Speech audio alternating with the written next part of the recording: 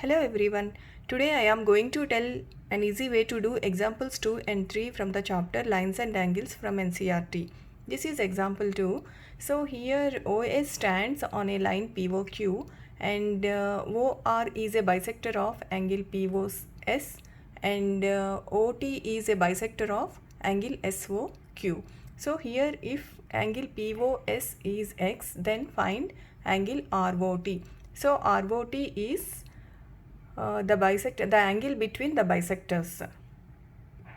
So here angle POS is equal to X. This is X, and let angle SOQ is Y.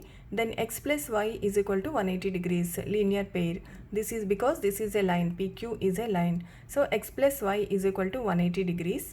If you observe here, angle POS and OR is a bisector of this angle. So this angle is X by 2 and this is X by 2.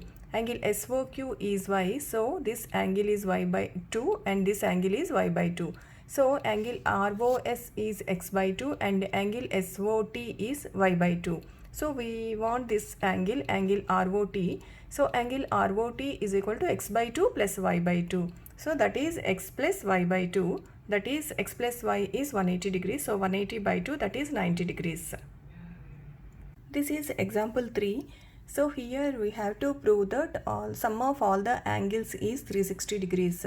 So we have to prove angle POQ plus angle QOR plus angle ROS plus angle SOP. Here this line is not given. So if you observe this figure, there is no linear pair and no vertically opposite angles. So we have to extend this line QO up to T. Then you will get a linear pair here and you will get a linear pair here also. So let us assume each angle be A, B, C, D and E. Then here this is a linear pair. So A plus E is equal to 180 degrees and B plus C plus D is 180 degrees.